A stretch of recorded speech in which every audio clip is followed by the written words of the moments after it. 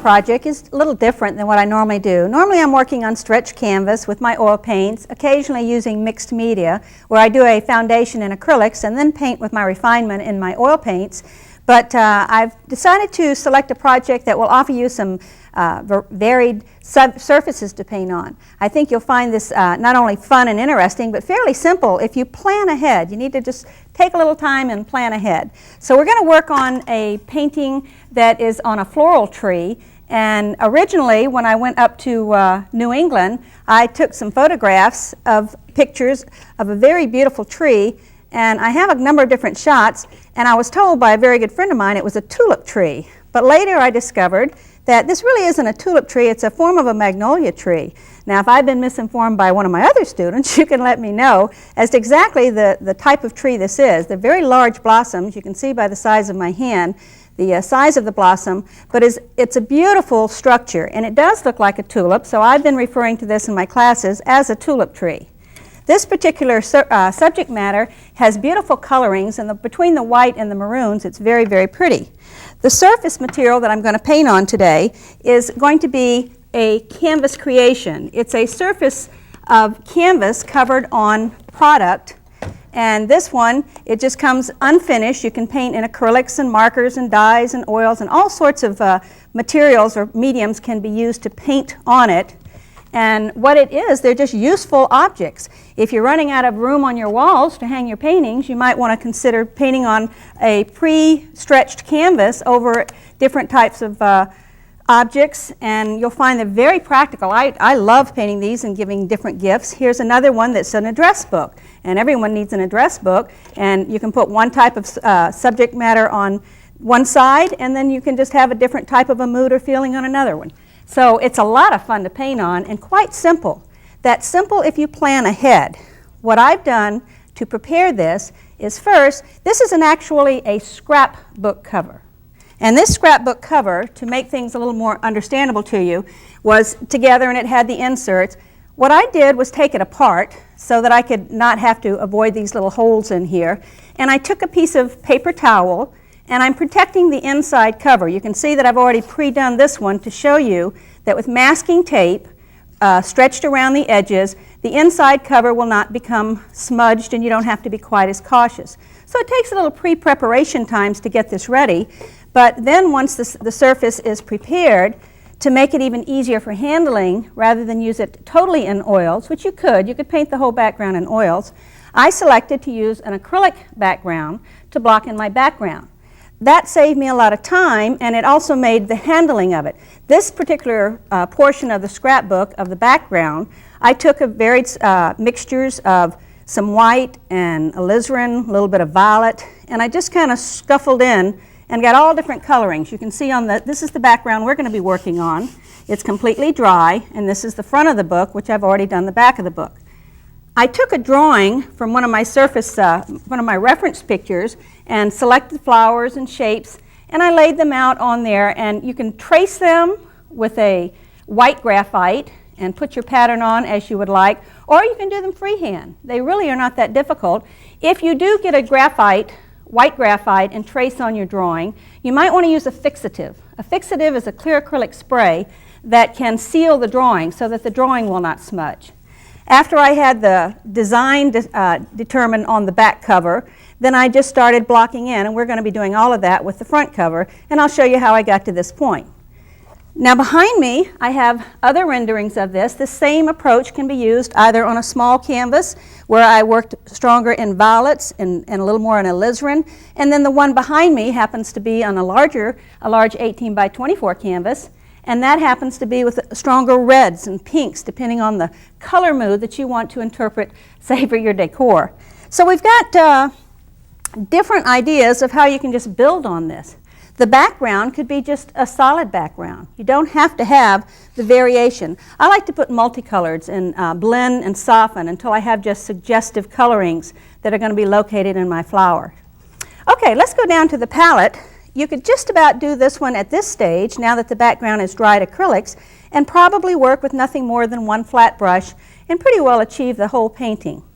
What we'll do is we're going to start blocking in the flowers. The initial block in with oil on top of the dried acrylic background, I like to use alizarin crimson because that's going to bring up a very rich color and a strong pink when I put the white to it. We'll start with our darks and establish the darks in the flowers. You probably won't see this real well up on this dark background, but let's come in real close up to the canvas and we'll try to locate some of these little light sketches that I have. This is the bottom base of a flower over here, and I'm just lightly pulling in on the bottom edge of a flower. You can see it, I think, a little better there, and putting a little bit of paint. This is only tinting. Now, if it's real dry and you're finding that it doesn't want to move on the dry surface, sometimes you can take a little bit of medium, like a mixture of oil and linseed oil and a little bit of mineral spirits, and mix those three in equal proportions, and you can lightly coat the canvas with a rag. This will allow the paints to flow just a little more easily. Let's go down here where there's a light area, and maybe you can see a little more of the color that I'm putting on. So we're blocking in a little base tint on just the bottom of the flowers. And I'm going and bouncing it around a little bit, just trying to get a little bit of pigment.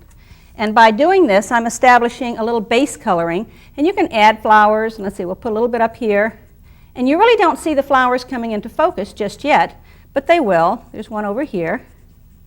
Let's go down to the palette, and we'll get a little bit of red, and then maybe we'll see a little bit more of the top edges. I'm going to use the same brush. And if you use a good quality brush, like a sable, or you can use the synthetic flats, which are like shaders that the toll painters like to use, it works wonderfully also. But I've got a good sable here I'm using today. They seem to perform better for your floral strokes. Okay, up on the canvas, let's see if we can pick out a few edges of a few petals. By just touching the edge and forming a shape, I'm lightly finding a main flower in here and getting just little bits of edges. Now, as soon as I get a little white to this, you'll really begin to see it. So you barely have the benefit of what I'm doing, but it will come alive when you put the whites on. And we can't rush that step. The petals sometimes bend backwards so that they're folding backwards, and we want the lighter colors up at the top. Now, if you don't want a lot of red in the mixture, you can always go with a little alizarin and white and make it pinkish, or add a touch of violet. The coloring is strictly a matter of preference of choice. I add a little white and alizarin, and you can see that little petal. Here's an edge to a petal that's flipped over. And I just slide in the direction that I want the little flower to be arched. And I'm finding edges, mostly edges of the petals. Let's even bend one back down in there. And so you can begin to see it coming out. And it slides a little easier because I did put a little touch of oil on that. I almost forgot to mention that step. It's not vital that you do that, but it will help make the paints flow a little easier. Let's get a little bit on this one. Some of these I just want to hint at. I really don't want you to see them much because we want them kind of faded into the background. So these are our main ones in this area. There's another one down here on the bottom. So we'll block him in. I need a little more paint. And again, the color will vary depending on what your preference would be. I love these little bent petals, the ones that kind of fold back up. They're more like a tulip shape, so if you this particular one, it's like a magnolia tree. So in Florida, we have a different type of magnolia than they have up in New England, so it's really kind of hard to know exactly all the different variations there are of flowers. Okay, I'll start bringing in a little bit of my lights by adding white to the brush. And I'm going to work with a little bit of a thicker white so that it grabs, and then I can go with a little softer white so it'll flow a little more easily. I like to use and keep my reference picture handy so that when I come up to my surface and start looking, I can determine which edges and different flowers that I find more interesting. There's a lot of little suggestions in here. There's a little bit of a front petal, and I'm concentrating on front petals first. And we'll leave this one as a flower behind. Then we've got this one a little bit in front. So I'm again just building to a lighter value, constantly adding little bits of paint and letting this, let's close this one up a little bit, make a little tighter framing inside there so that looks like there's some pieces closed in. See how easily the paint will just kind of graze onto the already established darks. It mixes also so that I get lots of interesting values. And these aren't even as light as I plan on going. So there's a nice little structure in that particular area. Notice the bottom of the flower is still quite dark. At this stage, I'm going to make a nice short petal here in the front of this one. Close this one up. A lot of these in my photographs are quite tightly closed and not opened a lot, but I've opened up a few of them. We'll keep the back ones a little more closed. I'm not following my design exactly. It's not necessary. but you can see just a few little strokes they're kind of like comma strokes or quotation mark strokes, parentheses I guess is a better word for it, parenthesis strokes, and they kind of curve on each side of the flower. As I pick up other colors, the color gets darker and you can see them starting to take shape. Another reload of the brush on the palette so that I don't get too light. Now if I find at this stage that they're pinker than I want them, then I'll start introducing a little more of the violet colors. But see how easily that just one stroke of the brush can suggest the edge of a petal or the inside fold, and you can really have some fun. This one just comes together very easily. But a lot of what's making it work so easily for me is the fact that I put the acrylic background on. I'm building from the back of the flower and putting lighter and lighter to the front. And if you want to establish a strong light source, you can. Let's get a little lighter. If you notice in the photograph that I have here that it's very white on the top of the blossoms. The blossoms are very, very white, and then it's very red on the bottom. So we're going to build to that whiter white, almost a stark white. I think I'm going to introduce a little rosy color in here, a little more purple like I have in the smaller painting. I kind of like the purple tinting. So I'm changing my color so I can introduce this in all of the pictures. We'll keep this purple tone on the cool side. So we'll begin to, I don't know if you can tell if that's a cooler purple pink, but it is. And we're going to do this on the more shadowed side of my petals, or flowers. And then we'll bring the lights over on the other side. So let's don't make them all just alike, but they're just little strokes of the brush. We'll bring a little something down in the front of this one. Okay, I think that's working pretty well. A few little strokes over here. We want some different size ones. I can almost just come up into an area like this and barely put a few little broken strokes, and you'll almost think it's a flower far in the distance. Let's go down and get a little reflective light. We'll put a little bit of bluish tint in this, blue and white, and on the bottom of the flowers we'll try to make them a little more interesting with color. So this is more of a blue, and I'll find a cool edge of the flower there, or a petal, and just add color interest at this stage. I want to leave some of the bottoms of the flowers pretty dark, so I'm trying not to do a lot of this color. But I think it adds for a reflective light. Okay. It comes together very rapidly. We're going to bring that front of that petal down and into the front. Oh, do I like that violet color. There's a little one peeking out from behind here. We'll have one far away. See how let's come into this area real close. And I'm going to just suggest the one peeking out from just behind that, just by finding a little bit of a edge. Just by finding an edge or two, you almost can see a flower that came from nowhere behind there. And I didn't need a pattern or design. I've got a little pink color to carry the color in the flower, but this blue-violet or bluish tint that I'm using helps it to just suggest edges. Let's bring that on this one. We'll leave this one in shadow. I don't want all my flowers to have the same light source on them. So I'm playing with edges, and then we'll be bringing more light in to knock down some of this strong red. So this will tone down the reds nicely. With this same brush, a lot of the interest in this particular painting is the liner brush work or the branch work. Now I'm going to start this with the branches a little bit with the structure that's holding the flowers up with this flat brush. This is a good sable. I'm going to wet it just slightly and thinner and use a little bit of burnt umber. This is going to give me a little bit of a thin, loose paint that I can build on and put more interest, like grays and reflective lights, on the branches. The first thing I have to do is determine the structure. Now I had a little bit of a design here, but it doesn't mean I have to follow that exactly. But you will see there's lots of weavings of branches and sticks in here, and there's not lots of little buds and seeds up on the ends. I don't know if you could see that very well in that picture, but I'm going to suggest where the branches are going to weave in and out of the flowers. And right now the main branch is going to be coming in here from the left, and that one's just going to kind of disappear back. And we're going to block it right in here. I want to begin to curve and try to suggest where the branch structure, main branch structure is. And then I'll add some other smaller ones just suggestively. And it comes off over there. There's another one that comes down, holds onto the bottom of that little flower, and separates. Now I'll do finer work with a liner brush and more color in a minute. But right now I'm just getting the branch coming up this way underneath these. It even travels on up, runs behind this one. And you can barely see these strokes, but it gives me not only a little guide, it starts suggesting where I can put some other branches throughout here. And I'm going to leave that little line there just as a little weaving in and out behind there. Okay, that gave me a foundation. Now I'm going to develop the branches a little more than I did the flowers. We'll go back to the flowers, but I like to pull the painting together with all the pieces. And then we'll develop them to a finer level. I'm down on my palette with a little bit of thinner, and I'm using some burnt umber or Van Dyke, or if you don't have Van Dyke, just use burnt umber with a little blue in it. That'll darken it farther. And let's go back in and let's structure the branch just a little bit. I'm just going to kind of tiptoe and tap little tiny jerky marks along the bottom edge just to create a little more shadow.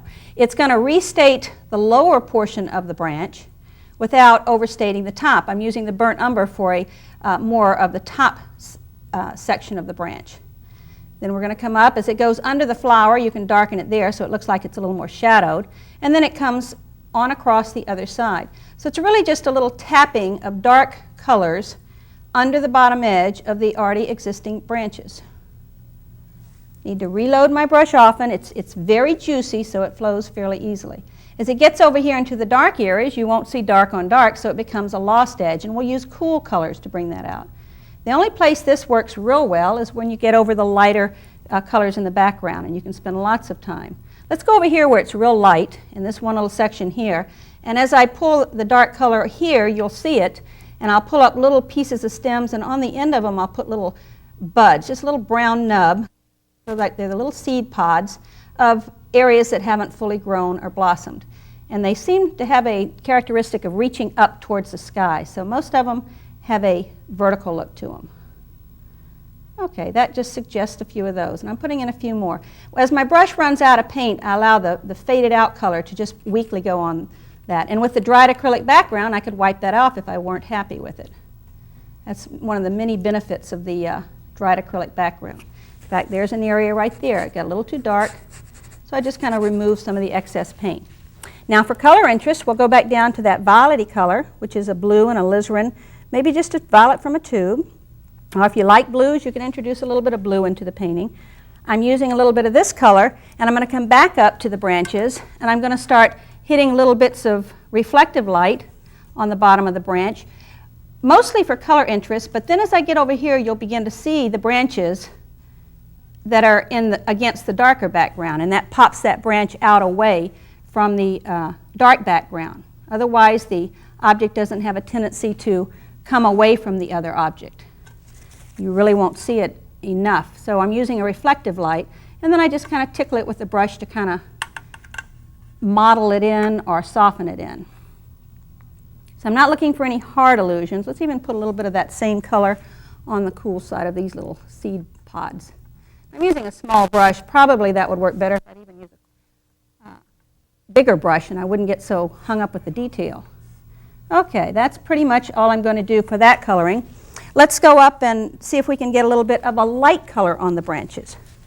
I'll rinse my brush out. I'm going to use a little bit of burnt umber and white. That'll give me kind of a tannish color. You can use grays if you don't want to introduce any more warm colors into your composition, but I think the little bit of warmth of the brown is going to be nice on this. Although in the photograph I see more of a gray, which you can use black and white or burnt umber. Let's decide which one we use. I'm mixing up both down here. We'll start with the gray and then I'll put a little more warmth. And the warm areas will be where the sun hits. Now this is on the top of the branch. This is where the light, as it comes through and hits on different flowers, it would hit on the couple of the different areas of the branches. And see how that also brings the branches out. The branches are almost as important as the flowers are. But we don't want too much light throughout. So I'm just putting in little edges, wiping the brush, and gently and almost blending.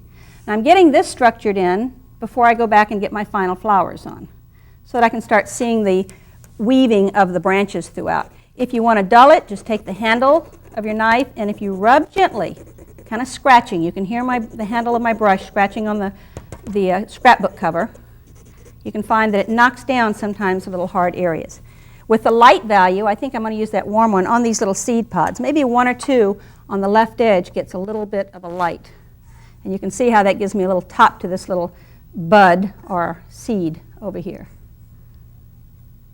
Yeah, I think I like that a lot. So that brought a little interest down here without having to do too much other than establish the object and then give some color variety. Warm towards the light and cooler away from the light. And that's pretty simplified in stating it, but it really doesn't take too much to restate that. All right, let's go up and see if we can bring the lights into the flowers so they'll come alive. I'm using the sable again, loading the brush, and we're going to come up and really bring the lights on. This has a very strong feeling of lights. I'm going to work mainly on the main flowers and see if we can close this up a little bit more. We'll just find a whole new petal and just find a new edge and leave those others inside of it. So you can really build petals on top of petals, but remember it's like closed up like a ball almost, and you can push the darker petals to the back. Sometimes I like a little bit of an edge for lights inside of it, so you almost see the piece of an edge. Okay, that's working pretty well. Let's find this one on this side. And I don't want them to look like artichokes, so I have to make sure I don't overdose on how tightly I surround these petals. But one good stroke will really carry a whole leaf or petal on a flower. I'm going to leave these in the right in here more in shadow. I don't want to pull too much up into that one.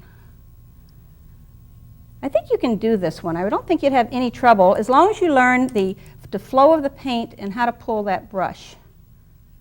That's kind of, I think, the key. It's more like a parenthesis stroke. If you have a new surface to paint on, like this one, which can be a lot of fun, you can incorporate this into more ideas. I have a few other things that if I've got a moment, I'm going to share with you. And I don't need to worry too much about this, but you can see how I'm kind of letting the light bounce in and out of here. And in basic reference to the photograph, you can see that I've gotten the basic colorings of the reddish, pinkish bottoms and the light tops and the branch work. There are no leaves on this particular floral tree, and they go through stages where they have the blossoms and they don't have the leaves. So that's part of the beauty. We have orchid trees down here that have their blossoms, and those are another one I like to paint. Okay, these are just little edges, pieces. I'm trying to tighten this one up so he's not quite as large.